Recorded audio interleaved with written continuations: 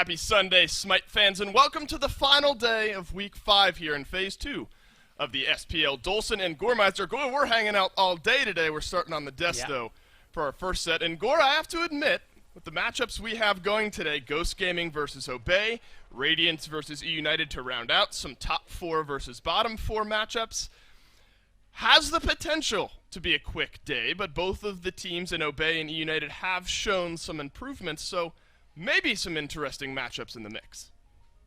Yeah, I think there's something to be said. Specifically, E-United yesterday kind of surprised everybody. I mean, they're still 0-7, but being able to take a single game off of Space Station Gaming is pretty impressive for the team that is at the very bottom to do anything like that to the team that is at the very top. So I think there is always that, well, potential for some sort of upset coming through. That being said, games 1 and 3 of that set were very much SSG-oriented. Right. So, you get this glimpse of greatness from them. Obey finally have themselves a win, so there's glimpses of greatness there at the bottom of the league. It's just whether or not they can bring that here today against these top teams.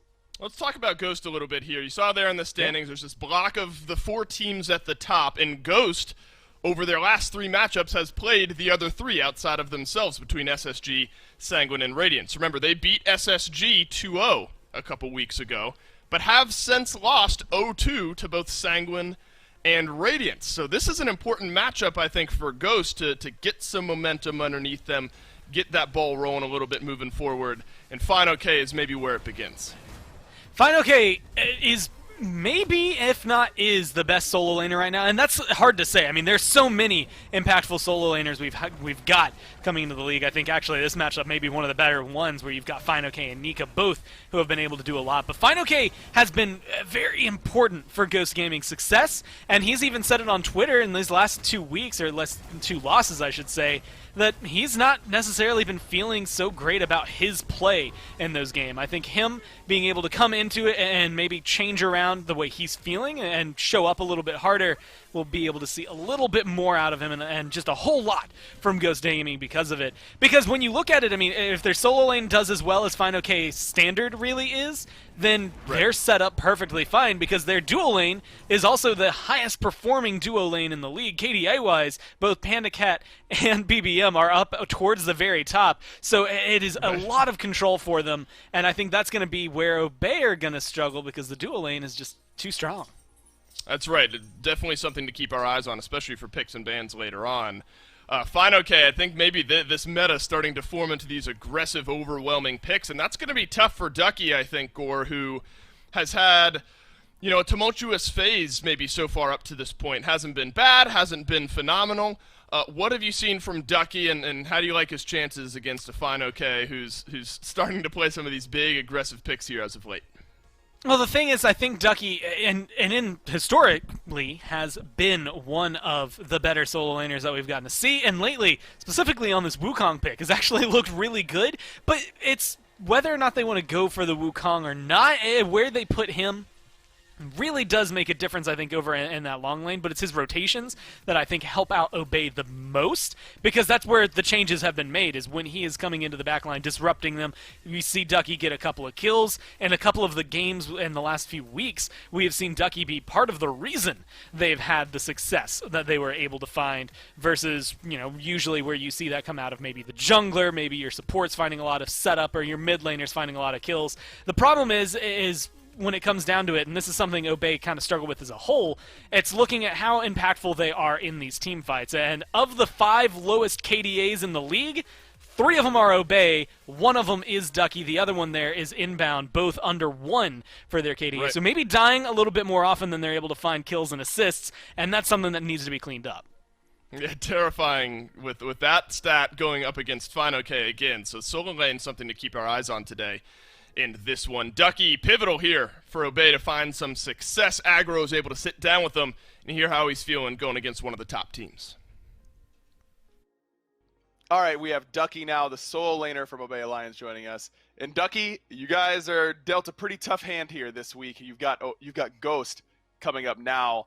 What's the team mentality looking like? Because you just got your first win last week. You're starting to look a little bit better, but now you've got a couple tough opponents this week. I think everyone's fine mentally. I think Alex is struggling a bit. We had to bring him down to take care of a little bug situation yesterday. is the only one who was able to take care of it because the rest of us suck. But I don't know. I think everyone's fine. Chilling. Okay, wait. You cannot say that kind of stuff and not give me some more detail. Give me this bug situation. What happened? It was like a wasp, like cockroach hybrid. It was in the back corner there, and all three of us ran to that side of the room. I think it was Sino went upstairs to grab Alex. Wowie was probably asleep. Alex comes down, just brings a plate, scoops it, puts it outside. But the rest of us ran upstairs and shut the door and let him deal with it. Yeah. Well, we know who the MVP is this week, regardless of the outcome of the games. It's Wolfie, 100%. I mean, saves the lives of his teammates, both in and out of game. What do you think is going to be the key against Ghost? Because Ghost, is probably going to be coming in a little bit angry for some revenge, not at you guys necessarily, but based on how their last few sets have gone. Do you think that the way that Ghost has been playing lately gives you guys at least a slight advantage, that they've been on a slight losing streak? I don't think they've been playing bad. I just think like the other teams are gradually getting better, so the competition's getting a little more fierce at the top. So hopefully we can keep up with them and slowly catch up. We're now 7th seed, so we're working our way up there slowly, but I think we can hopefully get one more spot. Yeah, we're getting there. Baby steps for you guys so far. Well, good luck, Ducky. I think you guys have been playing a lot better, and good luck against Ghost today. Thank you. It's always interesting to talk to Ducky. All that made me think of, Gore, I don't know if you ever watched How I Met Your Mother, but there was like a rat cockroach combination or something. Where it was an entire episode where they're trying to chase this thing out of their apartment. Wasp cockroach combo. I don't know what goes on there. I always like to ask kind of one question before we go into picks and bans. Sticking with FineOK and with Ducky. Ducky's loved this Wukong. Cthulhu's been in his back pocket as well, whereas on the opposite side, FineOK has loved these aggressive picks, looking to push these leads early. How much overlap do you expect there to be between FineOK and Ducky in the pick ban phase? I feel like there's not going to be a whole ton. It feels like Ducky and all of Obey right now are reaching a little further down in terms of pick potential, whereas Ghost is still more or less up at the very top, picking whatever you see as meta. There has been that Cabrakan that came through for them, so maybe there's a little bit of flair that can come in for FineOK, but for the most part, I don't know that they're going to be arguing too much over picks. I think a lot of where they're kind of dichotomy is going to come from is more or less how aggressive FineOK can get early on. Obey has been good at controlling that early game, but I think that FineOK is going to give them a little bit of a run for their money. Hey, why don't we let the players answer this one for us? Picks and bans for game number 1 between Ghost and Obey. Big one for both of these teams. Ghost need to get back to those winning ways here against a team outside of those top 4, and Obey looking to build off of their first win of the phase just a few games ago. Ban-wise, the second pick has started to be in an interesting spot where they can maybe target out a few more, leave some of those power picks open there for themselves. But I also wonder, maybe to your point, Gore, how the tier list kind of works here with this Obey team. Remember, for a while there, they were kind of struggling to figure out that identity that works in this meta. But over recent weeks, I think they've grabbed onto that a little bit better. Erlang Shen, I think a smart ban here, especially with Sino on the other side. I think much to your point, I'm going to have to quote Schoolhouse Rock for this, but 3 is a magic number, right? If 3 high-tier picks make it through, that's the best case scenario, I think, for your second pick team, right? One's going to get grabbed by Ghost, you get the other 2. But the thing that's been most interesting to me is that it feels like there are 8 top-tier picks right now, and only 6 of them can ever be banned. Amaterasu usually makes it through, even though she's incredibly potent. And so I think the fact that Ghost is already showing their willingness to ban things that are targeted towards Obey, this Cupid that has been very, very nice to Wowie overall, and as well as this Erlang Shen that is great there for Sino in the jungle, showcase that not only are they doing their homework, but they're making sure to lock down things that have been successful. The Ra has looked really good for Wolfie, but it's one of those things that you don't want to ban it in the top phase. Admittedly, it didn't do too much for them the other day, and even last week when it looked good, it hasn't been able to get them a win. So it's one of those picks that maybe you can let Obey play Obey because they have been solid with it, just not enough to win. And look at the way this is now broken down, where PBM, for good reason, is drawing the Emoji ban, drawing the Hercules ban, and Persephone gets let through here for Captain Twig. So that is one of those 3 is the magic number power picks you figured would be important over to Ghost. Obey think, and maybe for good reason, we've seen great games out of this Kuzenbo here as of late. Kuzenbo and Rom is then the answer with the next 2 picks. Rom very, very strong from what we've seen. Panda Cat, of course, can play the ROM well. Get Wowie on something that he's comfortable with as well. I don't mind, actually, the answer back here from Obey to a strong first pick, Persephone. It's not what I expected, but it's better than what I would think out. Just generally from what Obey have been picking up in the duo lane specifically, I think this is a solid for them. Takes aggression away from Ghost, gives it to them in control of the lane. Rom has a really good early game clear as well, so their duo lane, which in my eyes is going to be the one that needs the most help this game, compared to what Ghost are bringing, is already off to a great start. The downside is that you do still leave up, like, your Amaterasu, your Nemesis, the Persephone being available. Freya, who I completely forgot about up to this point. It's not going to compete super early with that ROM, but I don't think Ghost care. If they can get as far ahead as they want, or even a little behind for the Freya, that's a winning fight. So this is now an interesting, I think, benchmark that we have to look at in the Hunter meta, where ROM, of course, has been the highest, maybe one of the highest, if not the highest prioritized standard physical damage hunter here as of late. Freya, maybe the highest, right alongside Oleron in the magical ADC conversation. Obey are prioritizing ROM higher than Freya, so that's an important, I think, benchmark to look at here in this game, maybe the comparative impact of both of those two. Naja has been a popular pick here for Obey as well, opens up the door to some of those setup type mid laners that we know Wolfie likes to play as well. So I think Obey are still drafting into that comfort, which is good for them. And I love the way that things have shifted up. Naja has been very solid for Obey, but it's been one combo that has worked out well for them. It's the Naja Ra. Ghosts say, hey, wait, Wolfie actually has been looking good enough on this Ra. We're just going to go ahead and ban that out and slow you down. And right now, I can't think of much with Naja that at least is selling me here for Sino. I mean, with Rom, maybe, yeah, I'll take him up in the air, then we'll land and you can get a couple snipes guaranteed.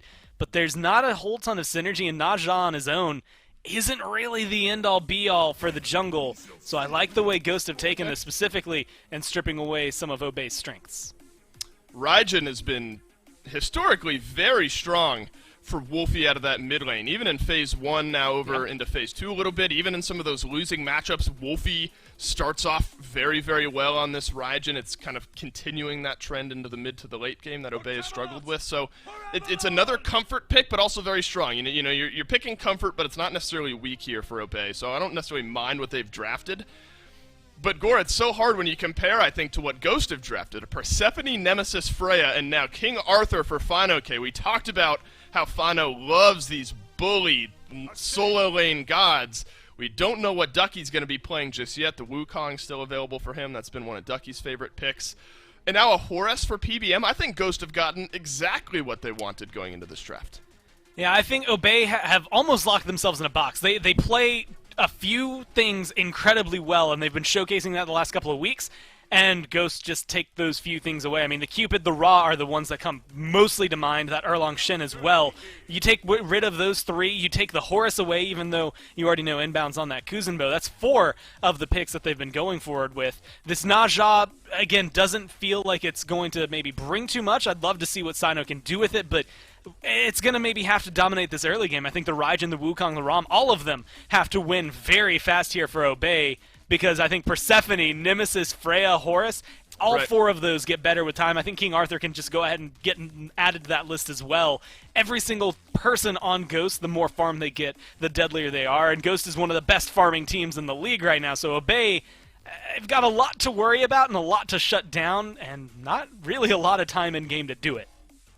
That's true. I love the way Ghost answered with their second wave of bans there. The moment you see that Naja locked in, Ra Poseidon immediately taken away. You know what Obey are looking for there out of the mid lane. I think a lot to pay attention to here in this game, not only just for Ghost, for Obey as well, how they're playing, but matchups-wise. Rom prioritized over Freya. This one is going to be interesting. Game number 1, Ghost Gaming versus Obey. It's Aggro and Mifflin on the mic. Thank you, Dave and Gore. Indeed, Aggro and Mifflin on the call for this one. And Mifflin, I just got off the phone with Cooper because I had to place a call and make sure there's nothing in the rules that says that a team like Ghost is not allowed to get Persephone, Nemesis, Freya top 3. It turns out that is not in the rules, but we are looking into maybe adding it in because this feels like it's already a lopsided matchup based on the standings, and then you add in the drafts. this is near illegal for Ghost in my mind.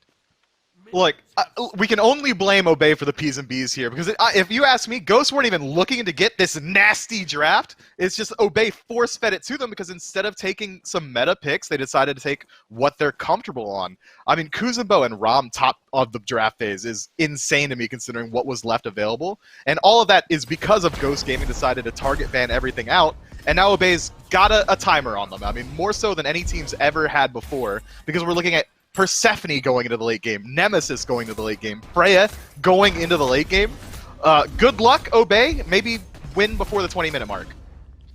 That seems like the easiest win condition for them here, because the scaling for Ghost is astronomical. But Obey isn't completely hosed in that department. I mean, they've got pretty good late game options themselves. They've got the Rom and they've got the Raijin, two gods that can do pretty well with a considerable amount of farm. Is it really pretty binary in your mind, though, Miff? I mean, they've got to win early if they've got a shot here. It really does seem that way. I mean, just individual pieces, nobody on the side of Obey is going to outscale Freya or Persephone. I mean, even then, like, I'm so concerned about how well they're going to be able to exploit the early game, even then. Like, look at Obey's draft. It's Sinosure being the highest pressure pick on this Naja, and if he finds the Windfire Wheels, the best follow-up you can expect is Wolfie damage, just the Raiju and a Thunderclap combo or something along those lines. Normally when we see Naja get picked up for Obey, it's followed up by something like Ra or like Poseidon that just has that huge instantaneous burst, and Obey really doesn't have it. It's not been a priority for them when they pick this Naja. A lot of times if something like Ra or Poseidon is open, that's the direction Obey will go, but they've seemed pretty happy to pick things like Merlin alongside of it, and I think it is worth noting that whenever Sino won his World Championship, had that incredible run with that Naja, 19-0, I think it was, on that character throughout that phase, the playoffs, World Championships, everything. A lot of times that Splice team was picking things like Apwash and Zeus, a little bit more zone control-esque than burst damage off of Naja, and a lot of times Sino would be using that ultimate as a way to separate the front line from the back line, and then use their zone control mage to further that point. So something to keep an eye out for is if Sino's going to try and reprise that same playstyle that won him a World's MVP. It tends to usually be the case for pro players that they like to try and play the same style they found success with, which of course makes some logical sense. But if I'm looking elsewhere for where this momentum could come from besides Sino, I think it kind of has to be around inbound in the duo lane, doesn't it? Kuzumbo is one of those characters that can make his mark on a game pretty early on. It is. He can find the push through a wave and do about 50% of someone's health bar at this point. He can control space incredibly well. He's one of the most annoying gods to have standing in front of you, and I think into Freya, that's very strong at this phase of the game. Sam scrapping with Sino in the jungle. Wolfie misses the dash, and that's going to be the first blood. And bad news, buddy. That means level 5 for Sam for Sucker, so why not a double kill? The first one was so good, I think I'll have another. An easy opening here for Ghost Gaming, and that's the exact opposite of what you were saying Obey needed, Miff. Yeah, it's not looking good for them. Unfortunate from Wolf, he just wasn't quite able to find the damage that he needed. The positioning from Sam and Twig there, perfect. Immediately moves into the red buff, knowing the timer on it, finds the double and the invade on the tail end of it. And if they're able to, and they want to, they can keep this pressure going. Sure, Nemesis isn't the best early game assassin that you could have, but Nemesis 2 levels up, likely going to be able to finish those boots and a Golden Blade if he so likes on this next back, followed up with the Persephone damage. Means that this red buff is going to be a huge contention point in the future. Obey is going to have to send many in numbers to defend it. And luckily for Obey, Raijin, one of the best mages at hitting level 5 and all of a sudden having kill potential, despite a couple of nerfs to Taiko Drum's base damage, can confirm that that thing still swings whenever you hop up on the Drums of War. So not impossible for Obey to defend, but it's going to be difficult for sure. I think it's worth noting here, Miff, these boots selections for the 2 supports. I think it kind of fits the narrative that we're building about the direction for these 2 team compositions. PBM goes tank boots and inbound goes purple boots. Yeah, PBM keeping his eyes on the horizon of the mid to late game, and Inbound knows that this is his best point to try and get involved early on. I'd like to see Inbound continually try and put pressure onto PCAT, because right now, the reflect damage is going to be hugely impactful. There's no real lifesteal online for the Freya, but once Ring of Akate comes through, Shoes of the Magi as well, it's going to become that much more difficult to get value out of this Kuzenbo. I expect Obey Alliance to be putting a lot of pressure on the long lane through the help of the jungler in the next couple of minutes. But that red buff invade is looming on the horizon, and with it coming up, here come the members of Ghost. Mike leading the way, as to be expected, but no blink for him. It's still down for about a dozen seconds. Doesn't seem to need it right now as Panda Cat finds himself boxing with Wowie and inbound hunting on this Freya. That's going to force the Valkyrie's discretion, and here comes Sino ready to go.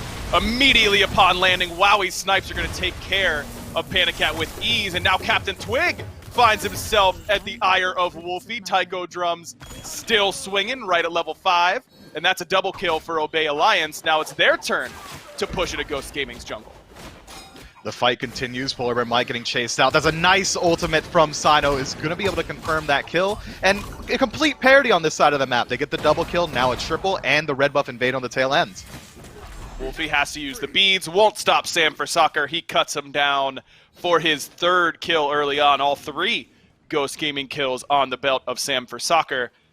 Ghost gets something in their pockets despite losing the team fight convincingly. Sam gets a kill and the beads, but look who's made his way over. On tour comes Fine-OK. He's going to come over from the solo lane and create space for Sam to ensure that Ghost and Obey trade reds.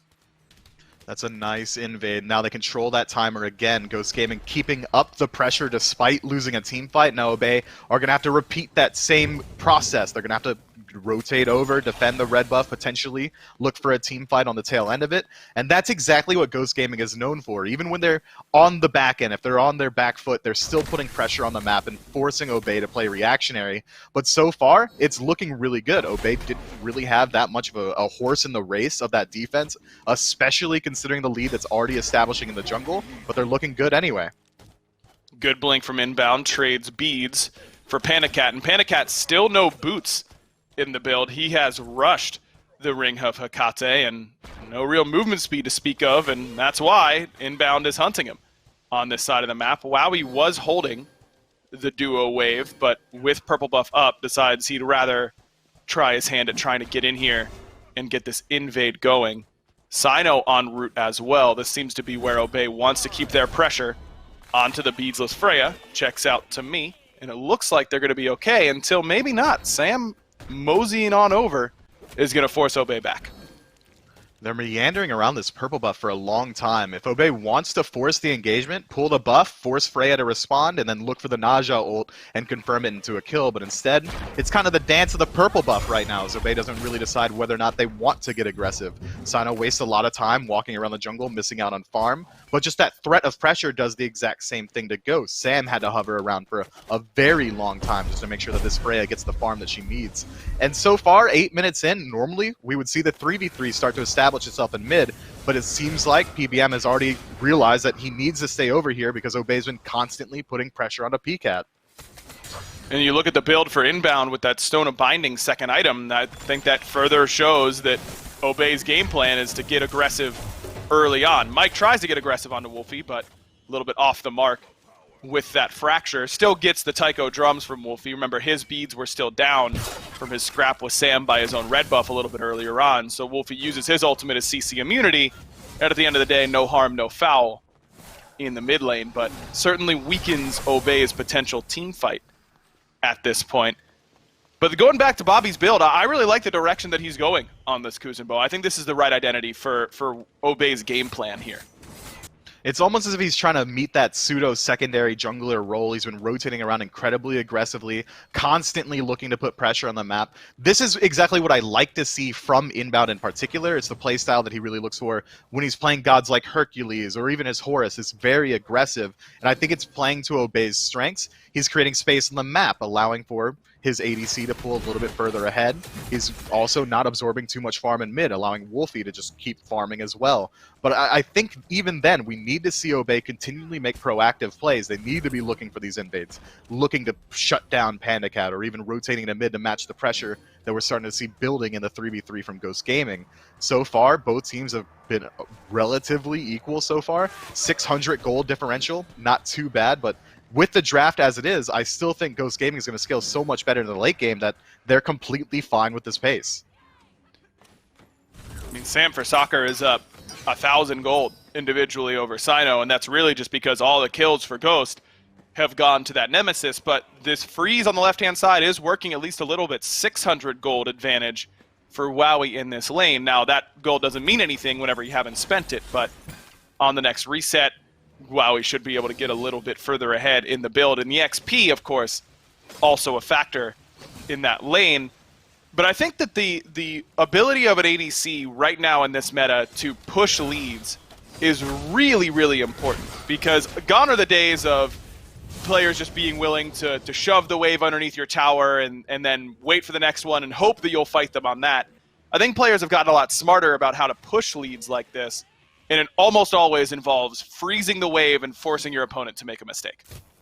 Freezing the wave, forcing them to rotate up to the center of the lane. It also opens up the enemy towards a gank. I like the playstyle that we're seeing for Wowie, and it matches exactly what he wants to do. He's a much more passive hunter when you compare him to the likes of Barracuda or Zapman, so they're definitely playing to his strength here. And that's not to say that Rom isn't going to scale incredibly well into the late game, but we're rapidly approaching that point where now Freya, no matter what items we see get picked up from Wowie, is going to be able to deal just more damage. She's already got the Ring of the Kate and Shoes of the Magi, so if left alone for an extended period of time, I think Panicat should be more than confident looking for the 1v1 now.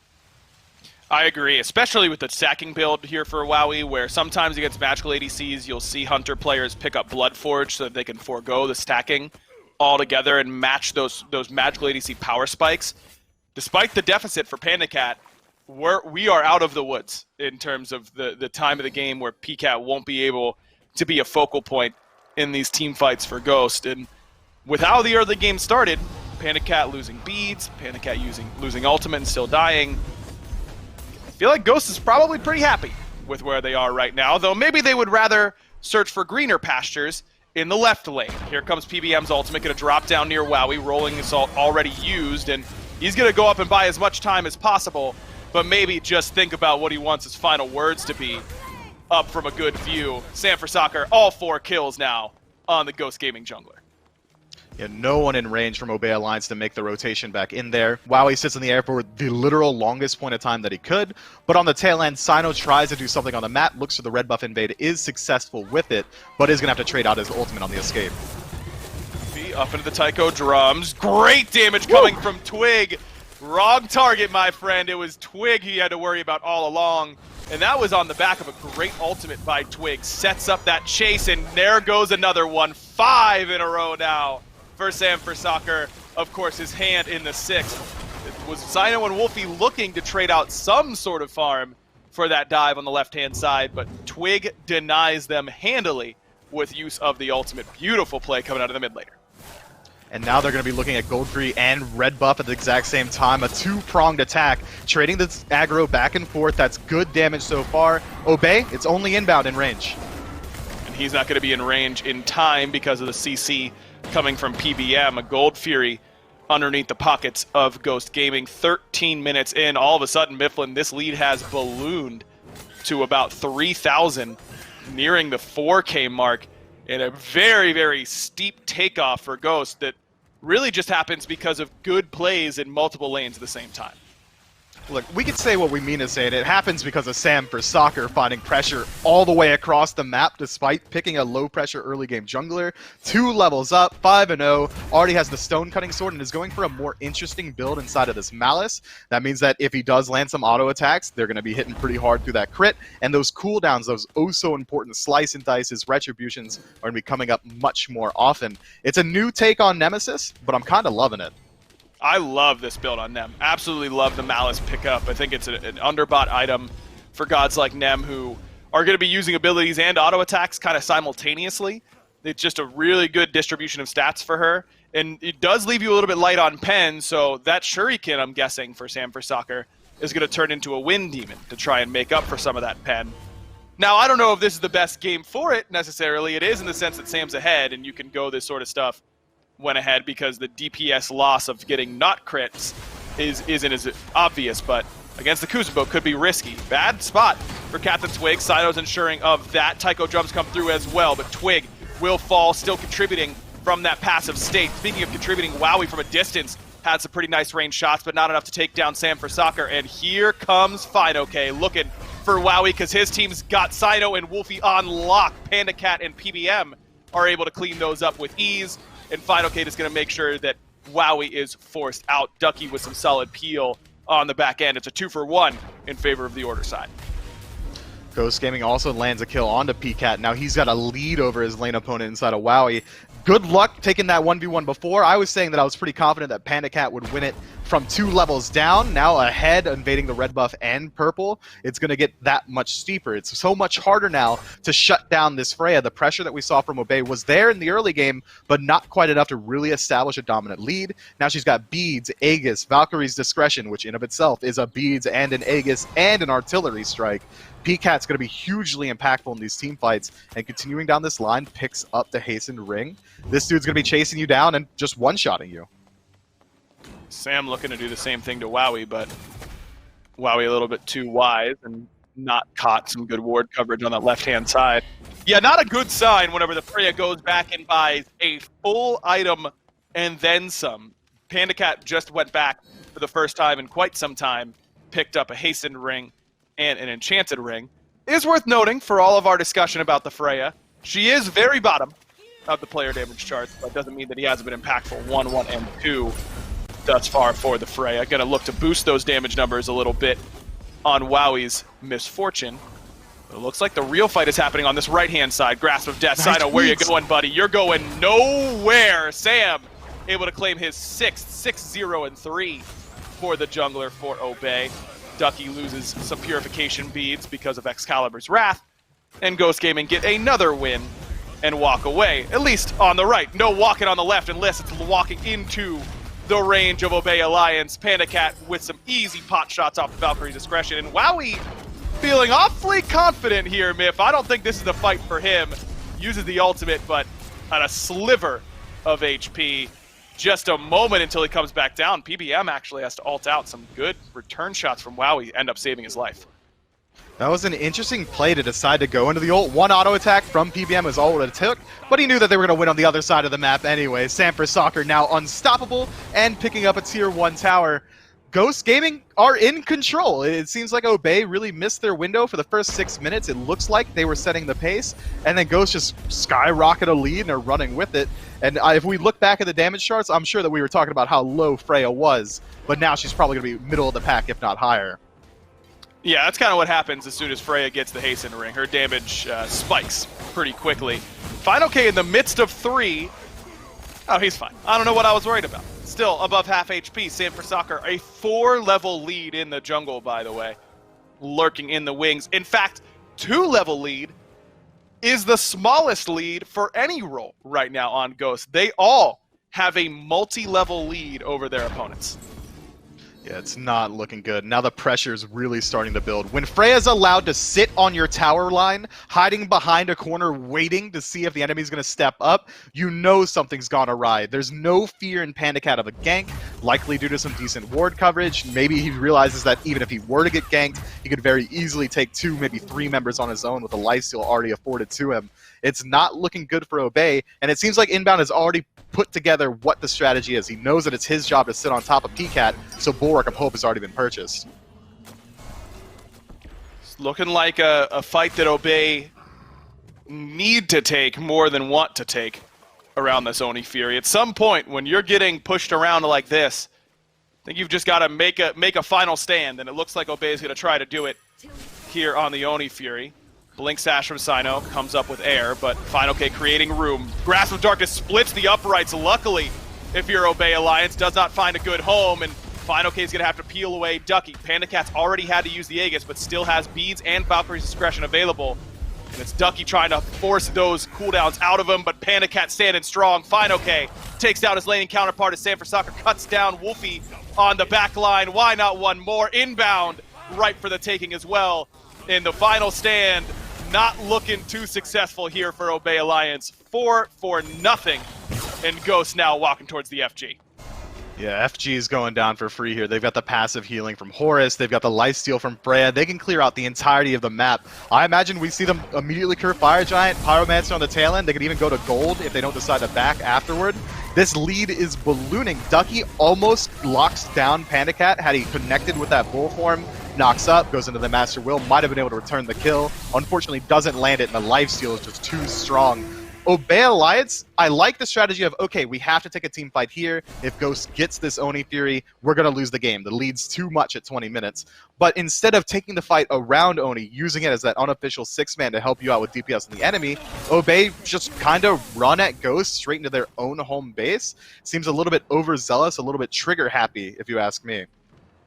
Yeah, I understand that point for sure, but at the same time, I mean, if Ghosts get on top of this Oni Fury, it kind of insta-dies. I don't know how much the Oni you're right. Yeah, look at that. Contributed. So I think it is a good point, but in the grand scheme of things here, Obey Alliance they know they're taking a not advantageous fight no matter where it is. I'm sure Twitch chat is spamming question marks on why Obey is fighting there at all, but in all honesty, I think that that's the right idea. You have to eventually just say, is this fight better for us down 8k gold with no Fire Giant than a fight on our Phoenixes where they're up 15, 16,000 gold? And I agree with Obey's assessment that that was a more winnable team fight than what you see on those Phoenixes. Looks like Obey now has resorted to the PvE strategy as Sino's ultimate will not connect, though the Blink CC from PBM will. Good damage coming out of that Horse. Going to take down the jungler as the rest of Obey now on the run. At least they don't have to worry about Panda Cat because he's taking the long flank. He was clearing out left lane. It looks like Obey is only going to lose at least 2, though Wowie will make it 3 for sure. Don't think Ducky or Wolfie will be caught on the chase here from Panda Cat. So 2 towers go down on the right-hand side. Obey Alliance put at least a small amount of gold back in their pocket. PCAT, if he wanted to, could have stuck around, cleared out the tier 2, gone for the Phoenix. But if I have any ear in their comms, I'm sure it sounds like this. Panda Cat yelling out, guys, wait for me, I need to get some damage. I'm finally online, please, I want to play Freya. So he tries to get to that team fight, not quite in time. But now the split push is activated. Sanford Soccer in mid.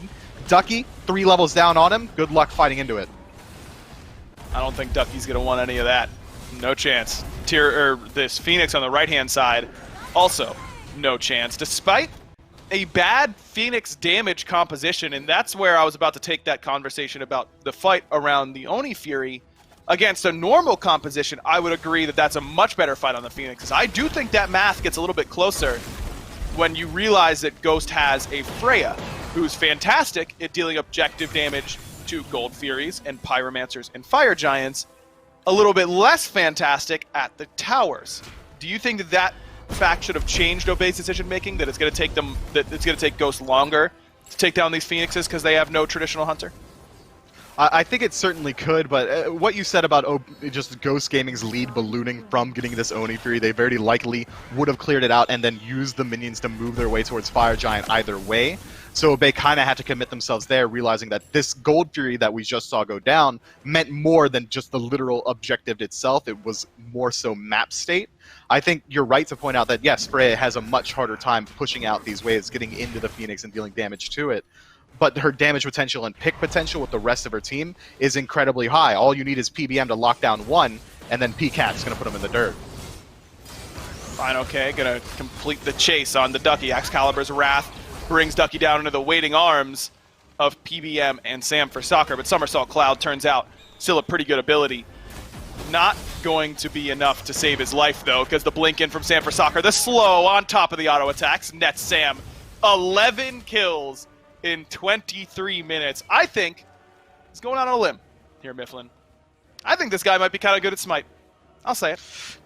You know what? Risky call to make for sure, but I might be willing to back you on this hill. He's kind of nutty. 1104, 15 kill participation, full build, popping off with an item that we almost never get to see inside a Shadow Steel Shuriken. Yeah, he's kind of doing whatever he wants. I'm sure you can say whatever you want about him. Now it's going to be about 30 seconds left until Fire Giant respawns, meaning that it's 30 seconds left until Ghost Gaming get Fire Giant, and then maybe another minute after that until we see them on the Phoenix. The defense from Obey Alliance is okay. They've got Wowie to start off the fight with the ultimate, try and deal as much damage as he can to priority targets.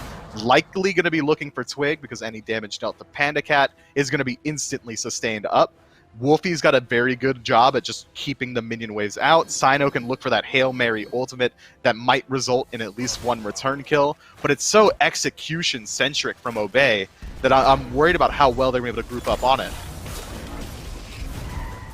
Through 25 minutes, this Ghost Gaming squad is looking like their old selves, aren't they? They're coming in on a two-set loss streak. I believe they've been 2-0'd in both of those sets as well. I think they've righted the ship a little bit, and Obey has certainly struggled to keep up in that regard. Just going to talk a little bit more about how we got here for Ghost, but okay, we do have at least a second. Do you think it was just the competition that Ghost was up against, or do you think that they've fixed something that you saw in those two losing sets, Myth?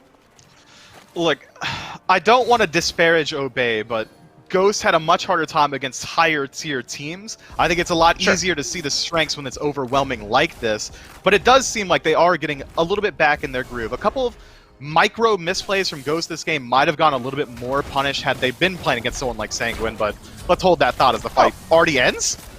Yeah, I guess it's over now, because Ducky died before he got his ult off. Sam for Soccer able to crit him down, and he's looking for more, looking like a European player hungry for more right now, but Sino gonna get him taken up into the sky. Sam does eventually get shut down, and Sino the one reaping those rewards. Panda Cat's Aegis used on the back end, and we see the weakness of this Ghost Gaming composition. No traditional hunter means that Phoenix still pretty healthy. Sino, on the other hand, not nearly as much of a problem. Panda Cat finds his fourth Wowie, trying to stand tall up against Captain Twig, and does, but it's not going to be enough to save the Phoenix. Beads used by Wolfie. He wants to go forward, but only place to go is back to the fountain. Fine, okay, 3 in a row for him. This Ghost Gaming still 4 strong, have a little bit of sustain, courtesy of that Horus and the Fire Giant buff. No Titan Seeds for them quite yet. They want to walk in these Fire Minions on the right-hand side, but by the time these are here, Myth, Inbound and Wowie and Ducky will all be up and ready to go, and as a result, Ghost Gaming going to back it up for now. But I think they definitely on for the end there. It was only one member alive. The damage output is insane. We already know that Wowie's beads weren't available, so if a banish comes through, it would have been enough. But it seems like Wowie only escaped with his life barely. He's got the entirety of Ghost behind him. And Fine Okay spinning his way towards the Hunter. Oof. Nice little sidestep there by Wowie. Make sure that Grasp of Death does not end up latching onto him. It won't matter, but it was nice. You got to give him that. Panda Cat finds his 5th in a row. Inbound, the cardinal sin of trying to save his Hunter's life, and gets punished for it. Blink in from Sino, looking for a target with that Windfire wheels, and he found the beefiest one. PBM not even concerned about that ultimate whatsoever. Panda Cat is going to send Sino back to base one more time. Wolfie, no beads. See you later, my friend. A little bit harder to beat Ghost than to beat the bug in the Obey basement. And Obey Alliance are going to fall in game number 1. That's a tough loss. Everything looked like it was going all right for Obey pre-5 minutes. Pre-5 minutes, everything looked really good for Obey. 6 minutes to 28 minutes, it was just Ghost Gaming slowly climbing up a hill that we knew that they could. It was a convincing win for me. Might have been just because that draft was actually illegal. I doubt Obey lets that through again. Hopefully in between games 1 and 2, Cooper will make that addendum to the rules that Ghost is not allowed to get, what was it, Nemesis, Freya, and Persephone in their first 3 picks. Yeah, that's not allowed anymore, and hopefully that rule comes through in time, or maybe a little bit more likely that Obey switches up their picks and bans sort of strategy. So game 1 in the books, pretty easy for Ghost. We'll see what adjustments Obey wants to make as we move forward in the set. Let's throw it back to Dave on the desk to break down game number 1. Thank you, Aggro. Yeah, this one not all that close. We have a 28-minute game. Sanford Soccer runs absolutely wild and puts down Obey at the end of the day. So Ghost up 1-0 here in the set. And hey, if you want more SMITE content outside of just the SPL team check-ins, masterclass, all that sort of fun stuff, make sure, oh, it's the wrong side of the screen, SMITE Pro on YouTube. Go check it out over on YouTube. We got great interviews, a lot of fun content there, all centered around SMITE. So, in between SMITE matches, SPL matches, go check it out. Gore Miser, though, is with me, though, to talk about game number 1 here, Gore. Not surprising, I don't think, given what we saw in the pick ban phase. I think one of the threads that we like to draw is, well, you haven't lost this one in these kind of lopsided matchups, at least as far as standings go. We say, all right, did they give themselves a chance in picks and bans? I think you might be justified in saying that Obey didn't give themselves the best chance with what they gave over to Obey. Or, other way around. Yes, no, what they gave over to Ghost. When you lose Persephone, that's okay. You lose Persephone Nemesis, you're maybe okay with it.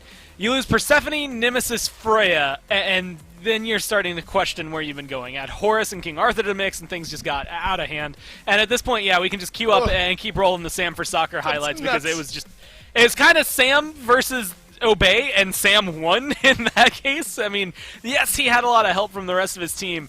And early on, I mean, you can see it there. 12 minutes in, Obey did get those 3 kills. They slowly added on to it after that. But there was really only one moment that it felt like Obey fought back in that game, and we saw it within, as Mifflin said, the first 5 minutes where they looked good.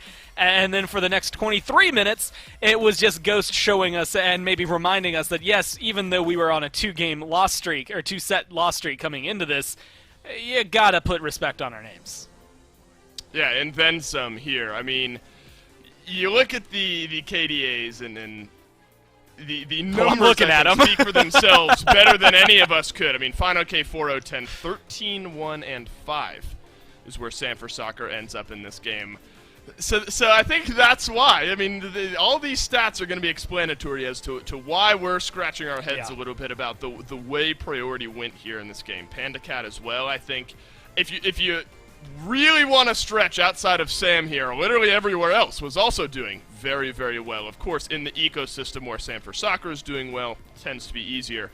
But I loved what I saw out of Final K here as well. The King Arthur pick, the aggression over in that solo lane, the ability to rotate. Also, something I think Obey need to look at before the next phase of picks and bans. Dave, I've got 2 things that stood out to me there. First off, Twig feeding his brains out. 2 deaths there. Whew, the highest anybody else on that team could only afford is 1. Get rid of him. No, not really. Obviously worked really well for him there. Sam, most kills in the game, most damage on his team, and the most wards? What? Well, that's not supposed to be how that works either, but I guess he had all that extra gold to spend from farming Obey at that point that he was able to get the vision for him. Maybe that helped facilitate a lot of those kills. I just think you had to go back. If you have a dry erase board for Obey, you just erase everything that you had written down for Game 1, you come into Game 2, and you try to write that one out of your brain. Yeah, that's our bit surrounding, 15, 20 minutes into that game. Obey is saying, all right, what are we having for lunch here if we're not able to turn this one around in game number 2? Because, what was it, a 12K gold lead, I think, at 20 minutes in? I mean, enough has been said, I think, surrounding game number 1. Ghost absolutely blow Obey out of the water. Sam for Soccer, the MVP of game number 1 on the Nemesis. All right, so now we're going to flip sides here, Gore. We're gonna swap the order here in the draft, so Obey in an interesting position of getting the most prioritized pick overall. Olarun is going to get taken away, and I wonder then how Ghost responds, because there's no chance in my mind, if I'm Ghost, I'm thinking I'm getting the same amount of power that I just got in phase, or for game number 1. But you kind of have the same order here if you're getting a couple back-to-back picks, so I wonder where Obey start to go here. I think the Nemesis ban is smart. Yeah, that's a great start for them. I think Ghost, though, have the ability to really just maybe even swing back some of the bans they had. I'm surprised to see him, Cthulhu makes sense. I guess Persephone makes sense here. Wolfie is definitely a target on Obey, because when he's performing well, it does tend to lead to longevity in the match for Obey. The last couple of sets still hasn't led to that much success, save for their United win. So I think slowing him down is going to be a good bet. But Ghost, I'm actually kind of surprised they didn't leave more open so that they could scoop up even more here. But at the same time, Obey are forced to ban out Hercules. Whatever they first pick here, Freya's still available. Amaterasu's still available. There's a lot Ghost can grab that are still going to give them their playstyle. Cupid as well was banned out in picks and bans for game number 1. Cupid has been pretty looked at as far as pick ban priority here goes. 42 in the pick column, 16% in the ban column, 41% though in that win rate column. Given the 2 gods that you point out here, Gore, Freya, Amaterasu, I think come to my mind still available. Does it make some sense that Cupid is first picked over those 2? For Obey, yes, but it's only because the only thing that has saved that duo lane we've seen and salvaged a lot of its early game has been Wowie on that Cupid. I mean, that Cupid pick has actually been incredibly solid for them. I think he was 10-2 the one game against Obey, or I'm sorry, United, as they went forward. But again, it's that question of what he can do. I think Cupid's a strong pick right now. I think his ult is really good. It counters Nemesis. She's not really in the game, so it's just a nice big field of control that you're bringing into team fights. On sieges, whether you're defending or attacking, his hearts heal a lot. He has good clear early on, but you're giving up a Matarasu Freya, right? I mean, it's that thing to be said. Obey can grab comfort picks all day. That's what this Erlang Shin is as well. But are your comfort picks going to be better than Ghost, one of the best teams in the league, on some of the best picks in the game right now? I just don't know if they're going to be able to make the difference, but man, they're betting on it. Erlang Shen, very good from what we've seen. 83% in that win rate. So I think smart for Obey here to give some of that over to Sino. I think comfort, of course, but also strong from what we've seen. Big ultimate in the 9 turns blessing can help set up some fights. The Ra is interesting to me, not at all because it's Obey, and not at all, because it's Obey, because we've seen this Ra. Now, my question is, where does that setup come from? You get some good setup maybe with the Cupid. Erlang Shen has the pin, the taunt in there. So they're kind of relying on some of that style that's worked for them before here, Gore, putting that Ra over in the mid lane. I mean, we had talked about this. I think Hindu had said it after that set, but specifically looking at, like when Bobby had that great performance inbound here on Horus, yeah, you expect it to be banned out, and if they don't grab it in their top 3, they prioritize extra healing elsewhere, then I expect it to go down there. That's what Obey are bringing into this. That's something I remember distinctly talking about it when they had a Horus in this draft as well, because most of this is the same. Cupid brings healing for himself and the team. Erlang Shin, healing for himself. Ra, healing for himself and the team.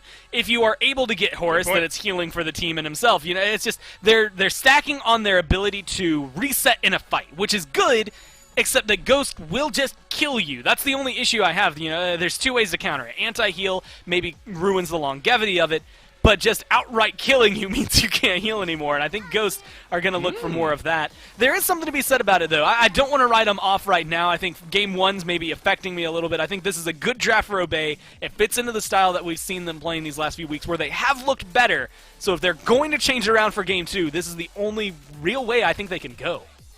Agreed. I think important, yes, for Obey to kind of wipe Game 1 out of their minds, but for us as well. I mean, they got to move on from it.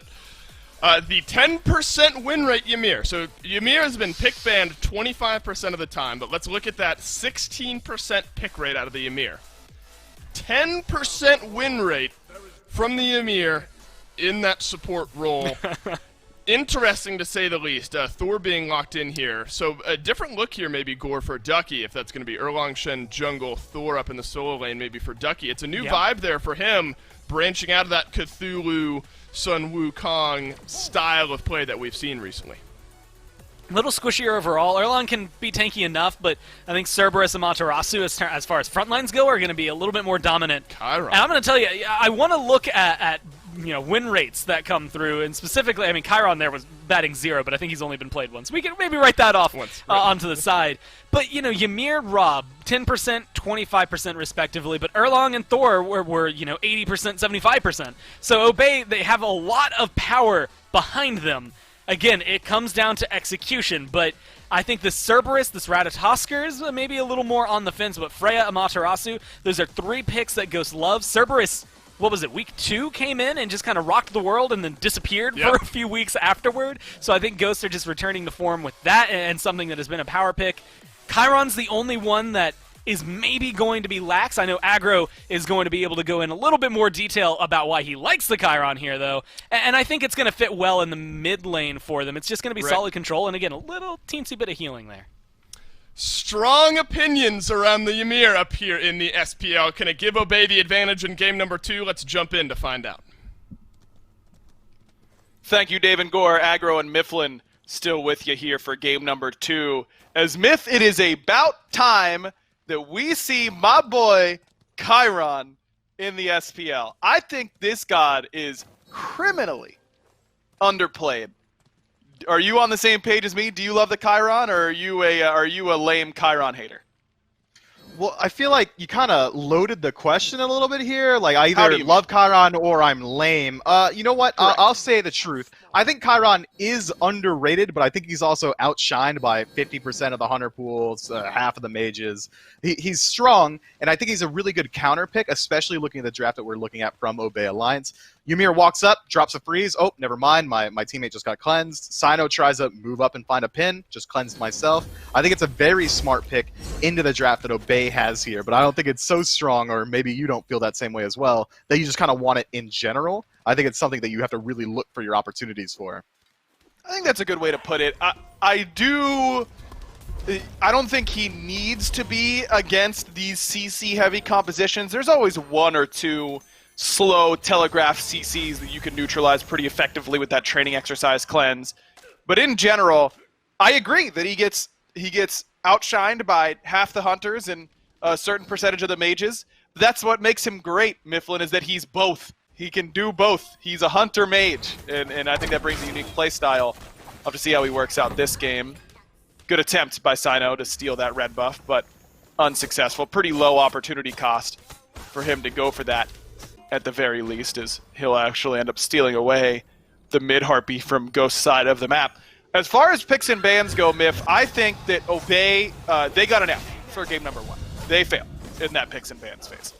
But in game number 2, I think they got at least a high B here, if not an A. We'll see how well this Ymir works out. I think the Ymir is the only thing that really makes me shake my head. Everything else I love for Obey Alliance's draft. I have to be worried about this, though. The early pressure from Sam Forsaka's Ratatosker is going to force the beats from Wolfie, but otherwise, still pretty safe. How do you feel about Obey's draft this time around? I think it very distinctly screams Obey. Had you showed me these 5 picks and asked me what team it is, I think I'd be pretty confident in saying that it's them. They got a lot of their comfort picks here. It really fits their style. I think it's interesting to see that it's so counter to the meta. We'll see how it plays. Watch out. Inbound on the rotation. He walks up slowly and then walks back. No blink for inbound right now on the Ymir. Shell upgraded was the pickup for him this time around. A little surprised at that pickup. I mean, the Shell fantastic against the Ratatosker, the Chiron, the Freya. It's good against all of them. But Ymir without blink is, I don't know. It just doesn't sit right with me. It feels wrong. Yeah, I mean, his strongest point of the game is this phase, levels 1 through 8 or 9, when Ymir can blink in, find a freeze, followed up by Glacial Strike, and do 40% of someone's health bar on his own.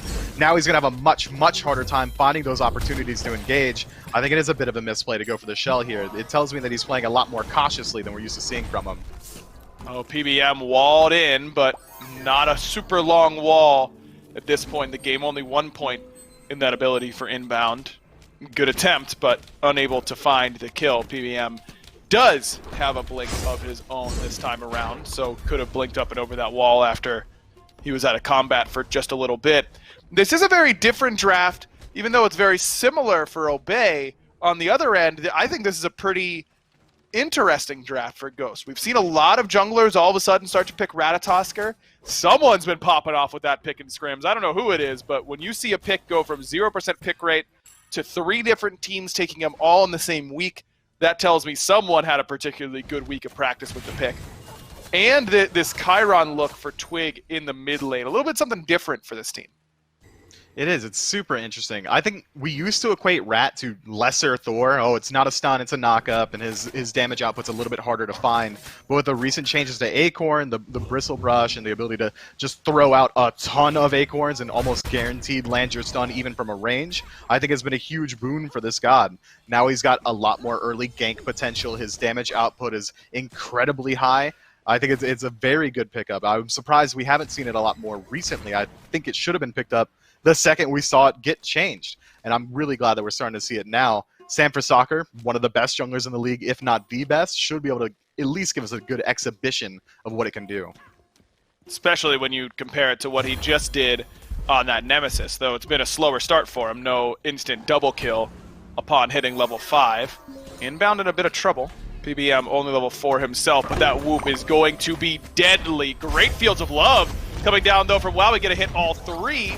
Shell comes through for inbound as well, but this should be first blood for Ghost Gaming. Requires a lot though, from Ghost to get it. Double ultimates from Sam and Panda Cat were necessary. It's not too bad. They could just go back to farming. They got the kill. They got out cleanly. No counter rotation from Obey. Means that they could just go back to farming and wait for their next opportunity to come up.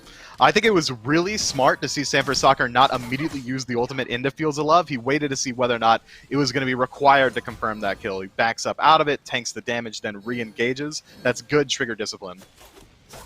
Sino on this right-hand side, knowing that he doesn't have to worry about that through the Cosmos ultimate.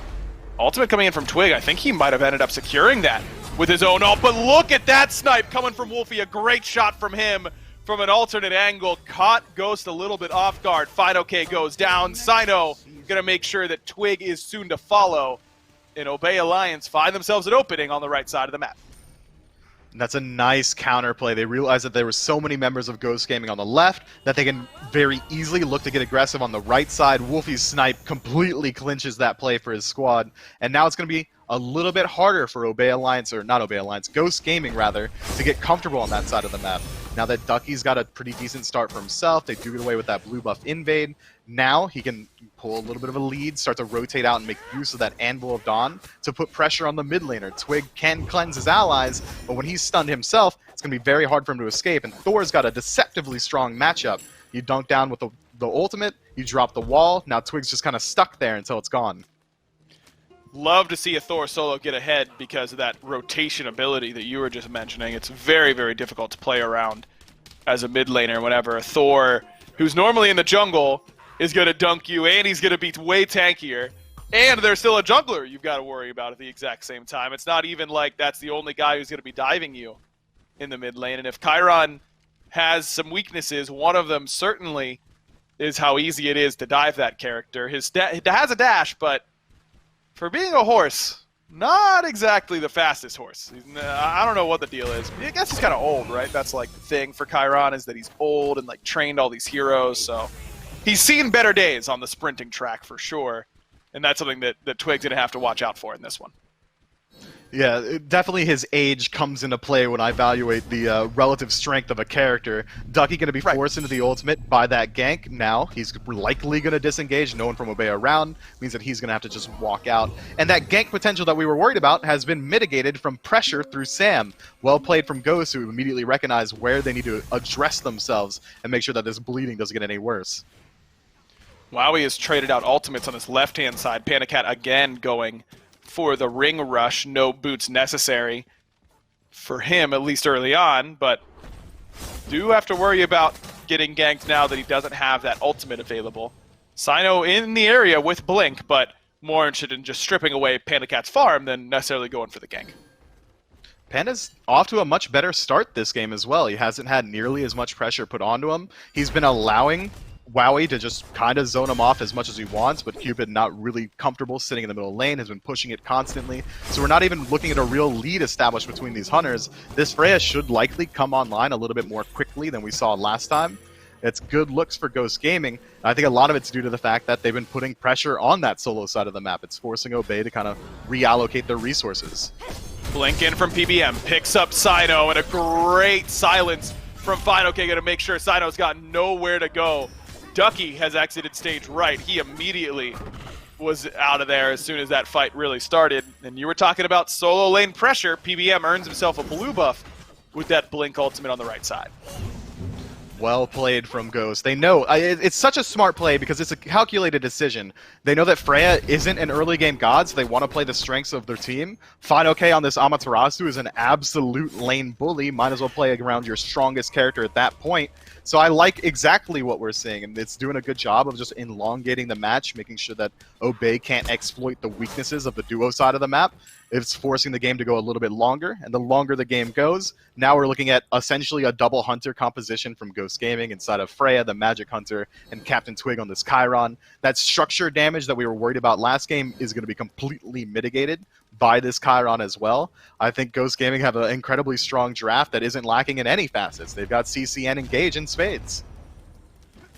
Panda Cat once again forced up because of the Fields of Love. This time he had Sam for Soccer waiting in the wings. Heart Bomb a little bit off the mark there from Wowie, and Sino's rotation over. Maybe if that had landed, the Blink could have come through from Sino, especially with Wolfie local as well. Feel like they probably could have just executed on Sam there either way, but that sledge making Sam a little bit tankier than Obey was hoping for. Not going to stop them from going for this blue buff. Twig walled off. Nowhere for him to go. Snipe going to be a little bit wide left as Sino taunts Twig back in once those beads are down, and Twig finds himself on the wrong side of the team fight, but he does have this ultimate. Not going to get the res. Needs to get the last hit with that in order to get it. So mid laner for support. Obey not quite done. Looking for the red buff. Sino's not able to get it. Sam's able to secure it just in time.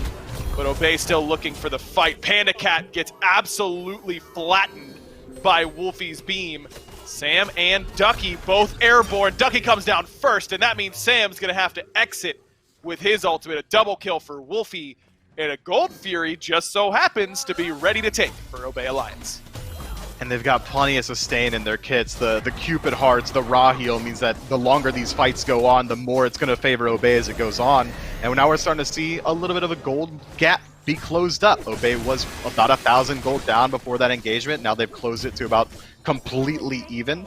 I love the play style that we saw there. Obey getting completely aggressive, immediately forces Twig's beads. They do commit 3 ultimates without too much return, but that's absolutely fine because of the positioning advantage that they already had going into that fight.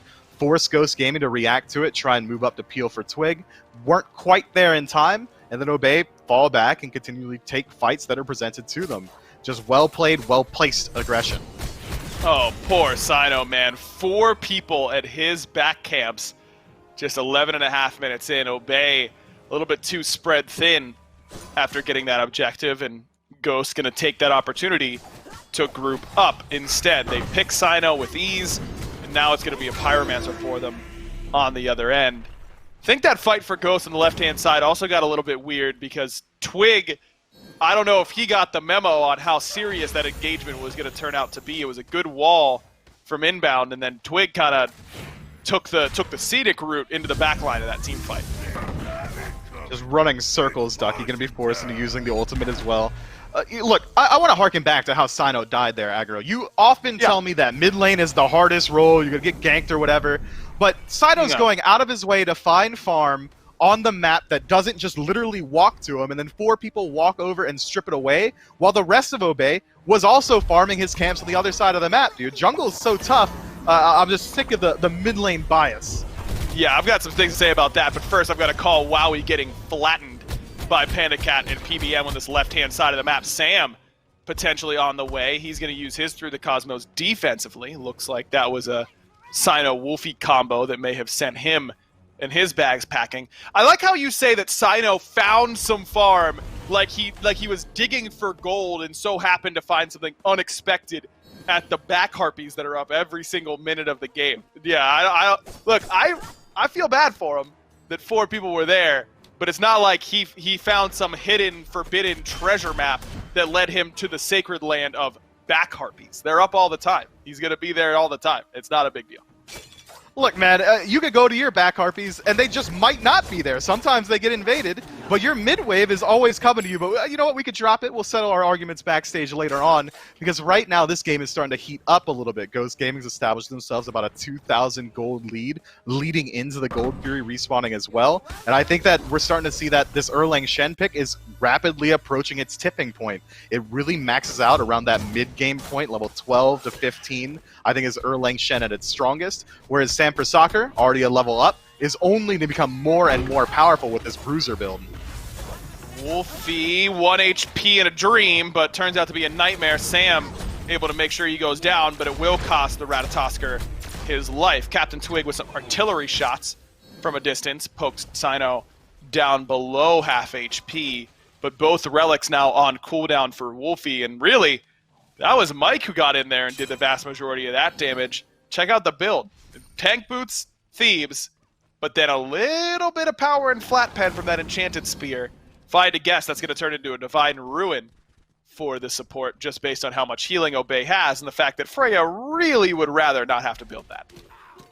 And Cerberus has already got some anti-heal built into the kit, so just being around some of the enemies is going to make it much harder for them to get some sustain rolling. I like that build path a whole lot for PBM. I think it's going to be hugely impactful, but a lot of the healing that we're seeing coming out from Obey is likely going to be out of combat. You don't very often just to get to sit inside of a raw heal mid-team fight or pick up Cupid Hearts, I think it's going to be a lot more than Divine Ruin.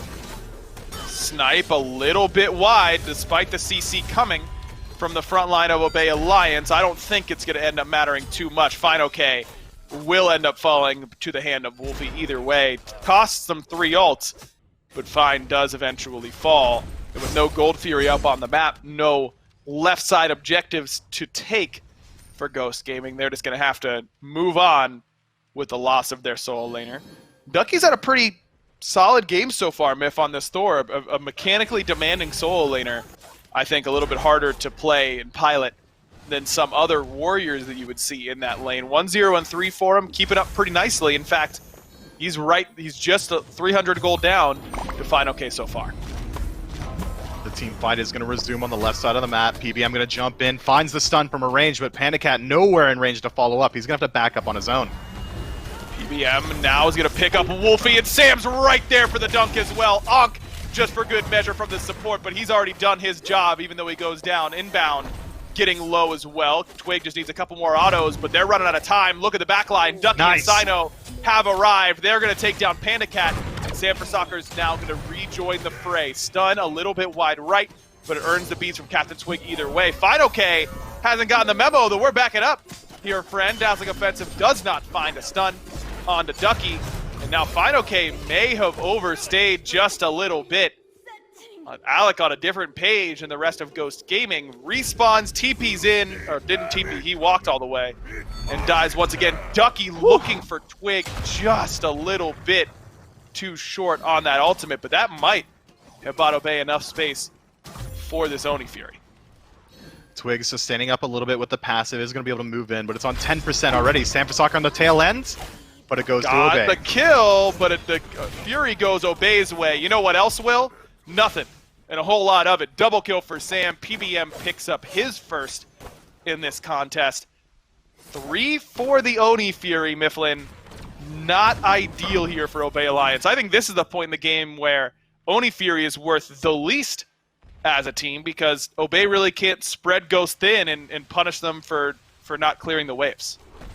They can't, and now Pyromancer respawns as well. Ghost Gaming are going to have the aggressive positioning around it, but it looks like Fire Giant's on the menu tonight. 10 seconds left on Sino's respawn as well as Wowie. They've got a lot of time to work with and a ton of DPS to use. Just got to zone away Wolfie. Good beads by Sam. Going to prevent that freeze from landing from inbound, and this is just space created by Ghost Gaming. Look at the Fire Giant. It goes down with no hope of Obey Alliance stealing that one away, even with a raw snipe on the other side. And Inbound has caught himself in the middle for a little bit too long. Nice. Maybe not. It's Sam for Soccer that gets baited by the Amir. And here comes the reinforcements for Obey. Dunk down from Ducky. Doesn't find PBM, but the wall does. Good slow coming for that Heart Bomb as well. And the Stygian Torment not going to find a whole lot. Knock up from Sino and a little bit of extra damage will seal the fate of the enemy support. That wall fantastic from Ducky. Forces the ultimate out from Panda Cat. Another good wall coming from Inbound. Walls galore to go along with the CC for Obey Alliance, and Ghost Gaming maybe a little bit light on the respect. Gonna have to learn some the hard way. They get baited into trying to kill Inbound. A great freeze and snipe combo from the only 2 living members at the time for Obey Alliance set them up. They strip away 2 Fire Giants from Ghost and a couple towers on the right side as well. That's about as good as you could have hoped it to go for Obey. If you're an Obey fan, you should be clapping right now, because I think you're right to point it out. It was a lack of respect from Ghost Gaming that resulted in that kill. Sam was in the air. He could have just left. It wouldn't have baited the other 4 members of Ghost Gaming into stepping up and trying to peel him out. Instead, they try and get a little bit overzealous with their aggression after already getting the best objective on the map inside of Fire Giant. But it's not all doom and gloom. They still got Fire Giant on 3 members. Fine okay being the sole tank with it means that he's likely going to have the duty of tanking up tier 1, tier 2, or Phoenix, use that Fire Giant and his own kit to self-sustain. And then you still have Fire Giant on Freya, your best damage-dealing god, and Captain Twig on this Chiron for the best one to deal damage to the literal structures. I don't think Ghost Gaming have lost all their push potential just yet. Certainly not. I mean, with the Chiron still having that damage and the sustain from the Fire Giant, I think that alone can set you up for some degree of success, and Ghost Gaming seem inclined to agree. They begin to group on this left-hand side. Ducky Not here, though. He's pushing on the right. I think as soon as Ghosts see that, they'll be even more emboldened on this left-hand side, knowing it'll take this level 18 Thor some time to get over here. Blink forward, gets the beads from Wowie.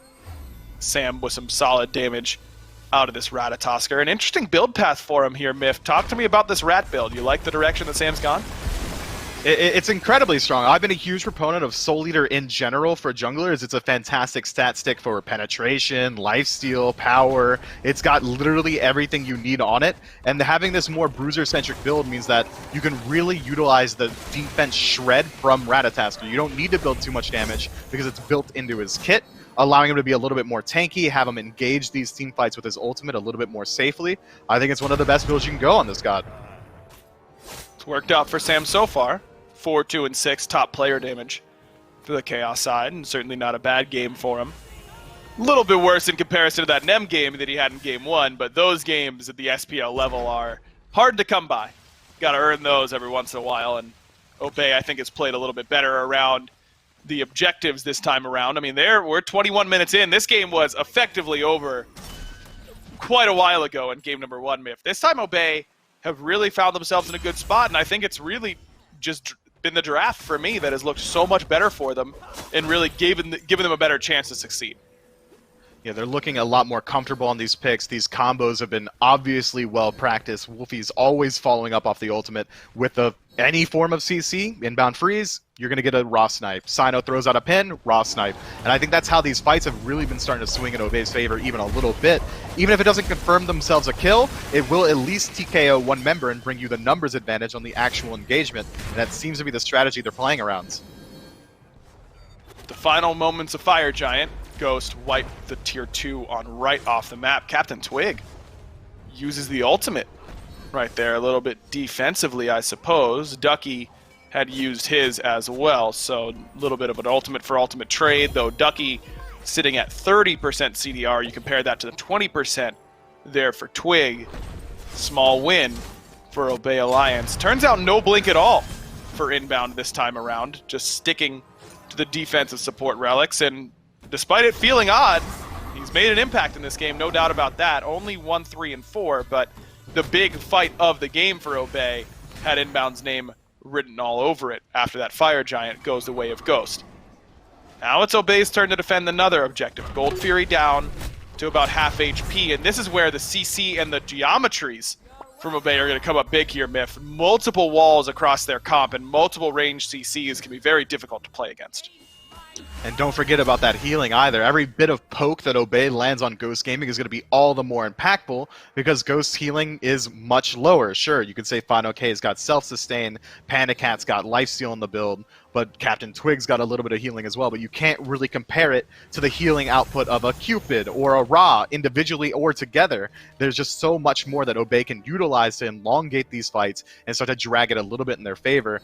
And 23 minutes in, only about 3,000 gold down on Ghost Gaming. This is an absolute triumph for Obey. This is the best they've looked this far into a match against one of these top-tier teams in a long time. One team fight can completely change the face of this match. If Obey is somehow able to take out 2 members, pull a Fire Giant, they're in a pretty good position that they could siege easily as well. It's just how well they're going to fight into this deficit. Because that healing you mentioned, these are the sorts of fights that Obey can really excel at. The poke fights around a Fire Giant with all their CC and walling and healing. And this is a pretty hard composition to play against. Ghost's going to be put to the test here by Obey.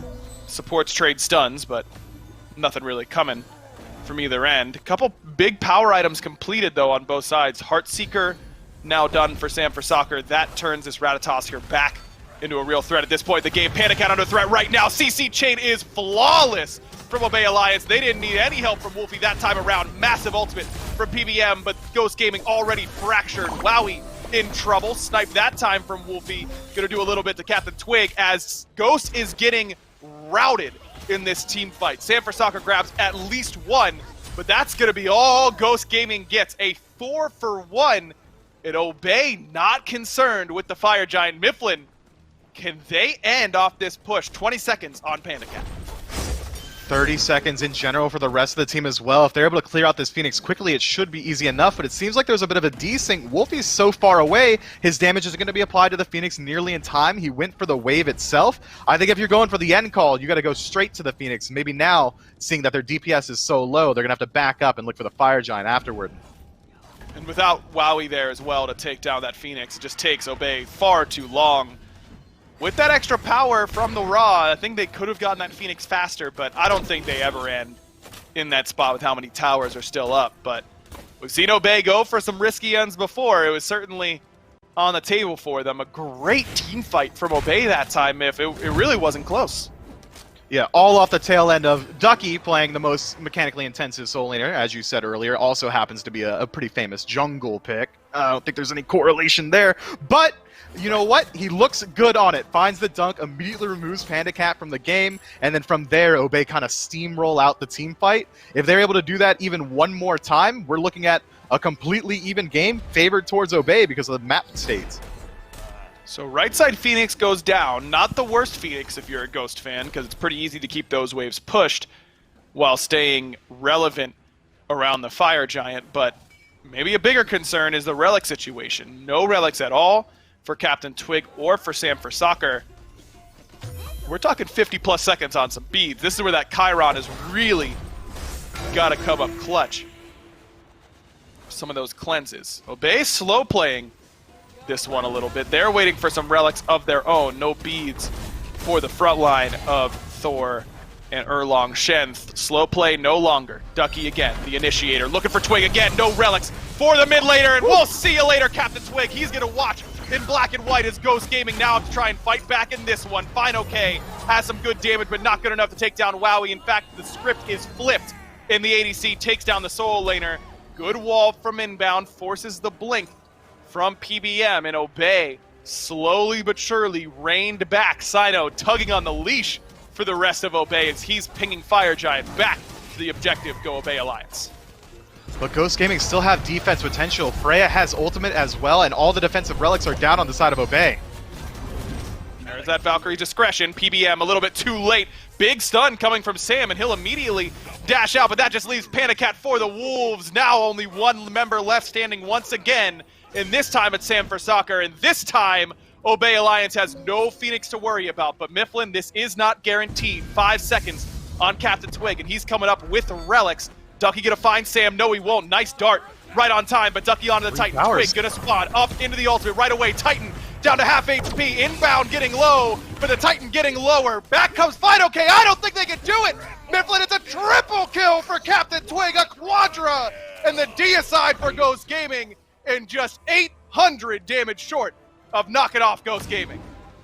What a thin margin there. Maybe if Inbound had got his ultimate off and channeled it fully, it would have still got the damage off with recent Ymir changes, but that's that overzealous play that we were talking about earlier. Obey goes for these style of games, but looking at it as it is, they've got a lot of time left in these respawns. I think if Ghost Gaming don't go for the Hail Mary play of ending the game themselves, with the Titan at the health that it is, it's going to be so almost impossible to defend.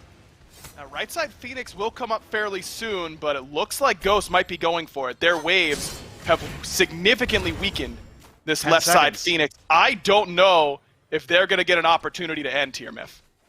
I don't think they can with only 10 seconds left on the respawn, but returning that Phoenix is huge, and spotting out that their Phoenix is respawning as well. Maybe the defense isn't as dire as I thought, but that is so absolutely huge for the map state.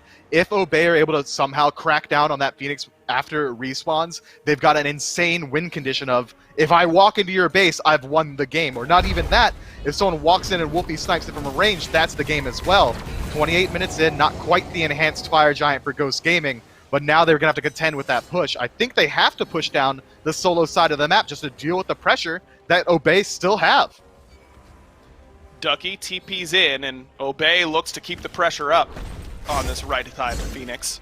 Don't want to let it heal as much as it can. It won't go all the way to full, but the Titan for Ghost now beginning to heal up. That's what it takes, is getting all 3 Phoenixes up. That box now checked for the Chaos side.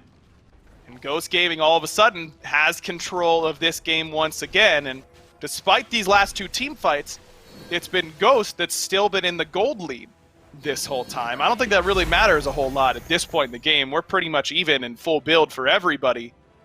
But worth noting that Obey has not been able to separate themselves in gold this late on because they've just been going for the big objectives, not trying to split the map, knock down towers, get invades, that kind of stuff. We're going for broke here on Obey Alliance, and it's nearly worked. Look, had even one more tower been down there, the defense and health that would have been lost in the Titan might have been enough to win them the game. That's how narrow a margin we're playing around here. But looking at Obey's positioning on the map, it seems like backdoor's not really on the mind. It's all defense. Ooh. Both junglers have just fired off their ultimates without a whole lot of purchase, but worth noting that it's the blink for Sino on cooldown, whereas Sam for Soccer is still retaining his.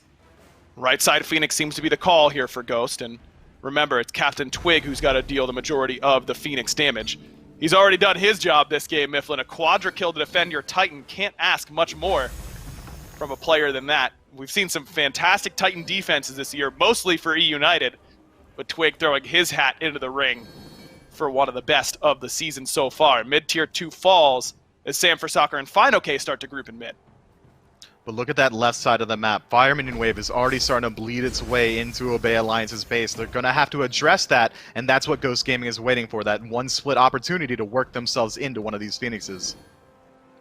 It's a 2-3 split here for Ghost Gaming, but remember that Obey has all that range CC. That can often cause problems in these sorts of split push situations. Sam for Soccer has his ultimate nearly back up and ready to go, but FineOK not going to wait any longer. He's going to take some decent damage from this Phoenix, but also returns just as much. Phoenix down below half HP before anyone from Obey starts to rotate over. Inbound, the first one over. Dazzling offensive used as the Phoenix gets cracked. Sam for Soccer! Don't think so. No one going up for the Ghost Gaming side, but Ducky will on Obey. Left side, a lot of fire minions coming in, and that's going to bring the Titan down to half HP, and inbound gets picked off. A blink ultimate from PBM going to cause him problems. The Fields of Love right on the return side. Good cleanse on that Mantle of Discord, I believe it was, for PBM, but it's still not enough to save his life. Ducky going to claim that one, but Captain Twig is angry. He doesn't like seeing Obey members by his Titan, and he much prefers this view. Now into the enemy base,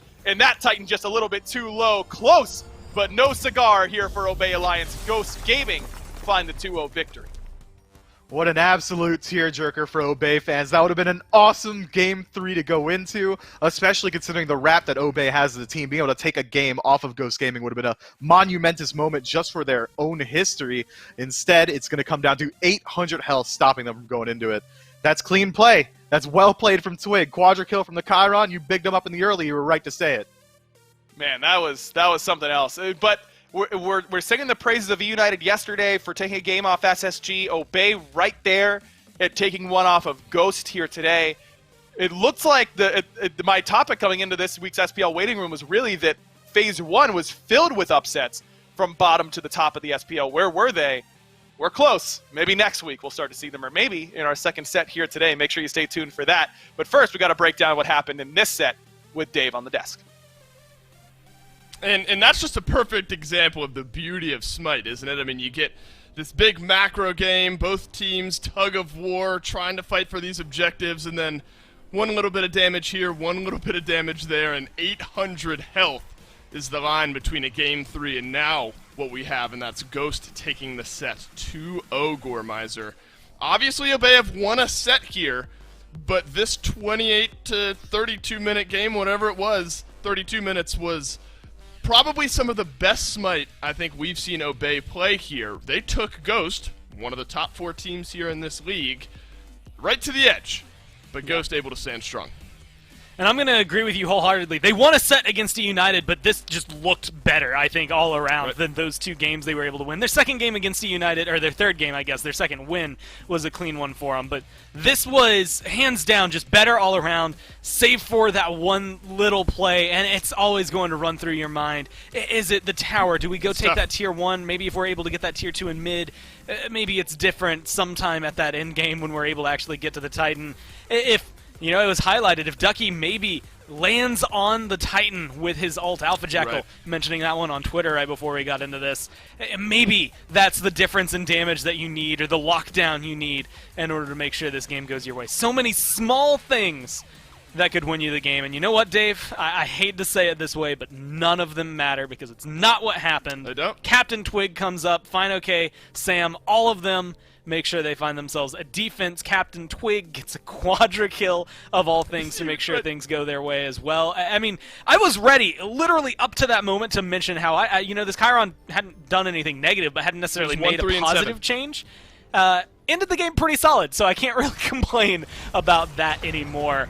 Look at this. I mean, you can't, when you see a guy come through, masterful shot, still able to hit a lot of people, it's the perfect setup for him to be able to find those kills. The Titan putting in a lot of work, him and Sam putting in a lot of work, and then, Fine OK jumping in at the end. It was the perfect storm to tear down Obey. Yeah, Twig was 1, 3, and 6 on this Chiron prior to that base defense. Ends the game at 7, 3, and 7. So talk about a late game turnaround here. A lot of conversation going into this matchup, Gore, between you and I around Ducky versus Fine OK in the solo lane, and I think we saw some good matchups. I think Fine OK had a great game on this Amaterasu. And it's sort of weird, I think, to focus on the losers in this case, and that's Obey, but I think Ducky, on kind of this different vibe pick in the Thor, the playmaking ability, the slightly bit of higher aggression, I think looked great for him.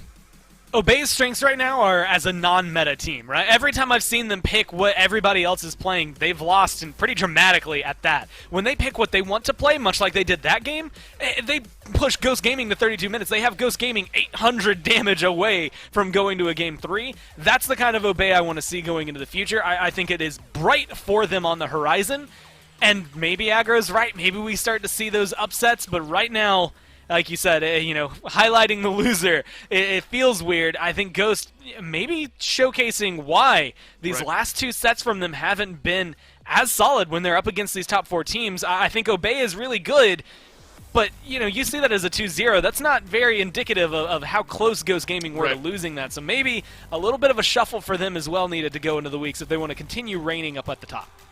All right, game number 1, much faster for Ghost Gaming. Yes. Draft pretty indicative of that one. Game 2 very close here. 2-0 for Ghost Gaming over Obey. Radiance versus E United. So, Gore, we've had a week chock full of 2-0s. 4 2-0s, 1 2-1, and that was E United yesterday against SSG, who you see close to the top, at the top of the standings. Now 3 teams neck and neck for that first place spot.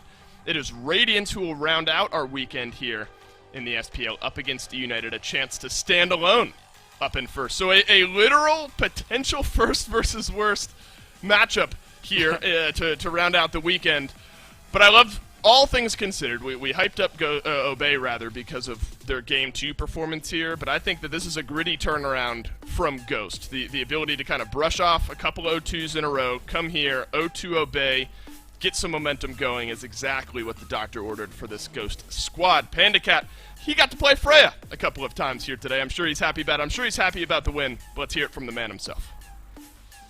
Thank you, Dave. That's right. I've got Panda Cat joining me now. And PCat, first of all, congratulations on the win. I need you to give it to me straight, though. Game 2, it's only Sam up. Twig's about to spawn. 5 members of Obey right there. Did you think you had lost, and what was your reaction when the boys popped off? I'm going to be honest with you. Mike and I were like, well, we kind of messed up this game. It happens. Like, let's just go into Game 3. And then Ben is like, shut up, shut up, shut up. And then they killed everyone, and we're like, oh, snap. Well, let's try to win this game then, huh? Yeah, it's not often that Twig gets to be the one to pop off, because you guys got a bunch of flashy players. You like to make your flashy plays. Mike, Sam, fine. I feel like Twig's kind of the guy that just keeps his head down and does whatever's necessary for him. Can you speak to what his role has been on the team and how flexible he's been? He's played a bunch of different gods. Twig has always been like a facilitator to the team. He's kind of willing to play whatever we need him to play, or whatever he wants to play as well. We're not like controlling his god pool. If he wants to play aggressive gods, he can play aggressive gods. If he wants to play back, he can play back. But Twig's just really nice to play with because he's kind of open to playing anything, right? Like if he's going to play like a character that's going to get farmed, he doesn't care. Like he's just down to play it. So I don't really know how to describe his role necessarily. Like he can also hyper carry, but for the most part, he just does whatever he wants and then just kind of like adjusts his god pool / picks to what we want. Sounds like you described his role perfectly to me. You got to play Freya both games in this set. Is that kind of the dream for you, or was that a little bit rough in the early phases there with the ring rush? Okay, well, game 1 I made a stupid play by purple, which was just like ambitious by me. And then game 2 I just fed. Like I was just inting the whole time. So I don't even think I could call game 2 playing Freya. I think I picked it and I just kind of like coasted. But yeah, I mean, it's nice to play Freya before she gets nerfed. You know, I'm pretty sure it's like the second, third time I played her in the SPL. So it's nice to, you know, get my hands in the god and then show the world that I'm actually probably pretty bad at her. So don't ban her ever again if you're watching this. Well, there you go. No worries. You can give Panda Cat Freya, and you'll be just fine. PCAT, congratulations on the win, man. Good luck the rest of the season. As for our viewers, you got to make sure you stay tuned because we've got another big set coming up. It's Radiance versus E United on the other side of the break.